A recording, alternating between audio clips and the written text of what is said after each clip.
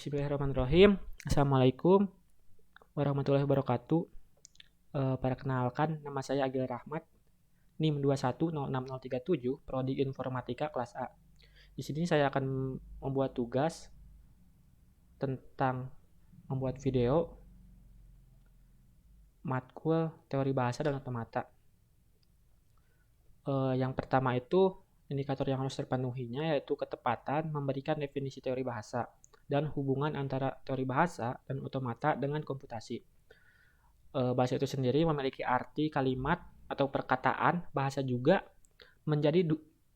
terbagi menjadi dua, yaitu bahasa alami dan bahasa formal. Bahasa alami adalah bahasa komunikasi yang digunakan oleh manusia, yaitu bahasa ucap seperti bahasa Indonesia, Inggris, dan lainnya. Bahasa formal adalah bahasa yang kaidah sintaksnya dispesifikasikan secara matematis dengan baik, salah satunya bahasa pemrograman. Dalam bahasa formal atau pemrograman ada 4 tingkatannya, yaitu bahasa tingkat rendah. Pada zaman bahasa pemrograman masih tergolong tingkat rendah. Kompleksitas instruksi masih sangat terbatas, sehingga belum ada nama bahasa pemrograman yang resmi.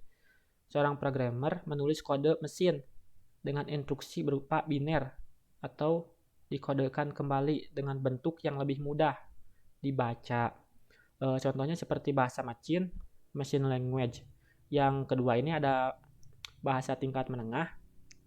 Bahasa tingkat menengah memberikan satu tingkat abstraksi di atas kode mesin. Bahasa assembly memiliki sedikit semantik atau spesifikasi formal karena hanya pemetaan simbol yang dapat dibaca manusia. Biasanya satu instruksi mesin diwakili sebagai satu baris kode assembly.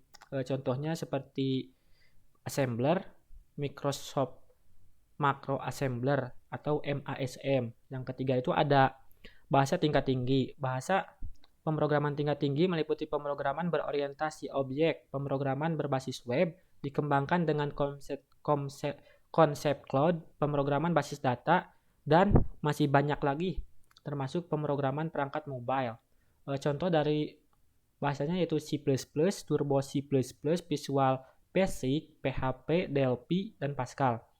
Yang terakhir ini ada bahasa pemrograman khusus. Bahasa pemrograman khusus atau biasa disebut dengan Object Orient dan Visual adalah lanjutan dari tingkat tinggi. Hanya terbatas pada aplikasi, tujuan, dan jenis tugas yang sangat spesifik. Namun banyak orang yang menyebutkan bahasa pemrograman khusus merupakan bahasa pemrograman tingkat tinggi. Contohnya bahasa PHP, Visual Basic, Net, Java, JSP, dan ASP. Hubungan di antara bahasa dan otomata adalah bahasa dijadikan sebagai input oleh suatu mesin otomata. Selanjutnya, mesin otomata akan membuat keputusan yang mengindikasikan apakah inputan itu diterima atau tidak. Kemudian, soal yang kedua ini ada ketepatan menyatakan jenis bahasa. Sejarah perkembangan bahasa pemrograman sampai saat ini. Pada awalnya, mesin perbedaan yang ditemukan oleh Charles Babbage hanya dapat dibuat untuk menjalankan tugas dengan mengubah roda gigi yang menjalankan perhitungan. Jadi bentuk paling awal dari bahasa komputer itu adalah gerakan fisik. Akhirnya gerakan fisik digantikan oleh sinyal listrik ketika pemerintah Amerika Serikat membangun ENIAC pada tahun 1942. Hal ini mengikuti banyak prinsip yang sama dari mesin Babbage tadi ya. Kemudian ada yang selanjutnya itu pada tahun 1945, John von Neumann bekerja di Institute for Advanced Study. Dia mengembangkan dua konsep penting yang secara langsung mempengaruhi jalur bahasa pemrograman komputer. Yang pertama dikenal sebagai teknik program bersama.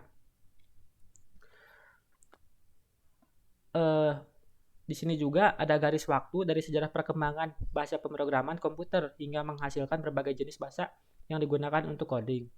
Yang pertama ini ada tahun 1949 bahasa assembly. pertama kali digunakan sebagai jenis bahasa pemrograman komputer yang mampu menyederhanakan bahasa kode mesin yang diperlukan untuk memberitahu komputer apa yang harus dilakukannya. Kemudian tahun 1958, ALGOL diciptakan sebagai bahasa algoritmik yang merupakan pendahuluan untuk bahasa pemrograman seperti Java dan C.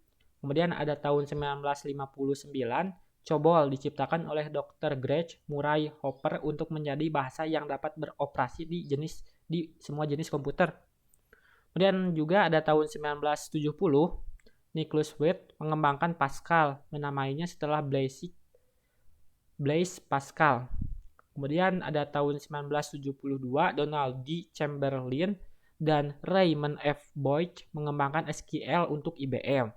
Kemudian tahun 1983, Brad Bjorn Stroustrup menciptakan C++ untuk perpanjangan dari pemrograman C. Kemudian tahun 1991, Guido van Rossum mengembangkan Python yang merupakan bahasa komputer sederhana yang mudah dibaca. Kemudian ada tahun 1995, Rasmus Ledrup mengembangkan PHP terutama untuk pengembangan web. Dan tahun 2000 sampai sekarang, Microsoft mengembangkan C sebagai kombinasi C++ dan Visual Basic. Kemudian soal yang terakhir itu ada ketepatan menyatakan jenis-jenis penerjemah bahasa formal, karakteristik di setiap penerjemah bahasa formal, translator atau penerjemahan ya. Penerjemahnya itu terbagi menjadi 3. Yang pertama itu ada assembler. Assembler adalah program yang digunakan untuk menerjemahkan kode sumber dalam bahasa rakitan assembly ke dalam bahasa mesin. Kemudian ada yang kedua itu interpreter, merupakan penerjemahan untuk menerjemahkan bahasa pemrograman ke bahasa mesin dan dijalankan baris demi baris. Dengan kata lain, interpreter ini berfungsi untuk menerjemahkan instruksi program per barisnya agar bisa dimengerti oleh komputer.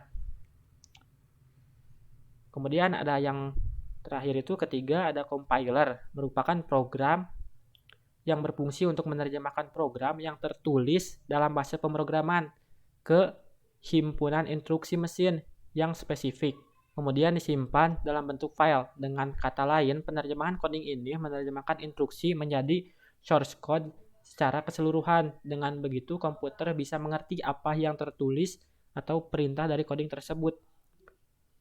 Sekian pemaparan materi yang dapat saya sampaikan. Mohon maaf apabila ada kekurangan dan salah-salah ucap dalam katanya.